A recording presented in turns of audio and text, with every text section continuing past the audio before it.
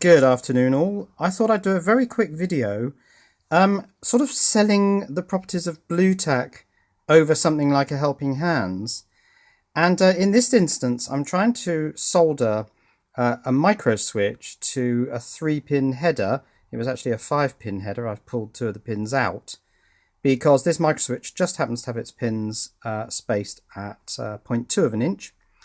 And I've Blu Tacked it down to this piece of manky plastic, but you can see that the alignment between the pins and the microchip pins, which obviously wouldn't fit into a breadboard, because the whole point of this is I'm trying to put a micro switch on a breadboard. The alignment is absolutely perfect, ready for soldering. Now you'd have a heck of a job getting that kind of alignment between a micro switch and a pin header using a helping hands.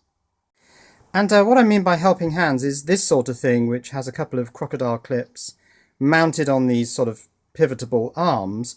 And yes, you probably could put the micro switch and the little pin header in these croc clips, and by bending them you might be able to line them up, but this is just so much easier.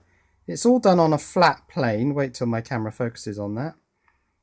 And you can set the height using the Blu Tack. I've actually mounted the header down onto some Blu Tack to lift it up slightly so that it lines up exactly with these holes. And I've mounted the micro switch down onto this board by pushing Blu Tack in from the sides. It's just a lot easier than this. Let's prove it. Let's actually solder it. Now, just before I solder this, I just want to point out that I had to scrape pin 1 because it had completely tarnished, whereas the other 2 pins hadn't.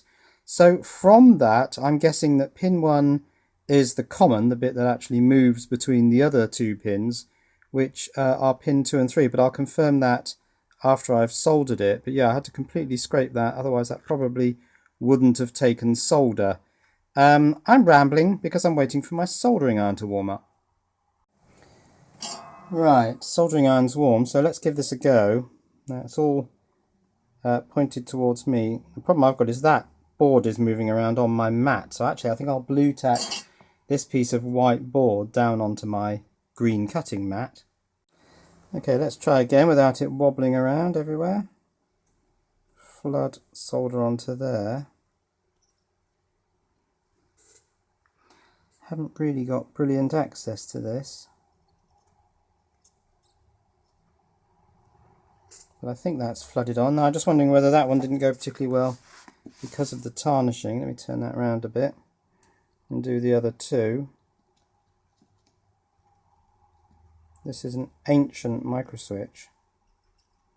I don't know how long I've had it. A long time. But I want to put this micro switch onto breadboard. Yes, it's another chip on breadboard video. Anyway, I think that's done. And yeah, I'm quite happy with that. I think the big solder blobs are more to do with the tarnishing of the micro switch.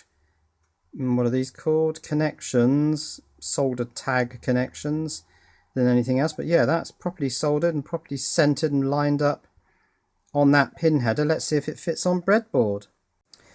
Right, let's check this out. I'll put it there. Yeah, that fits rather well. So that's my breadboard switch.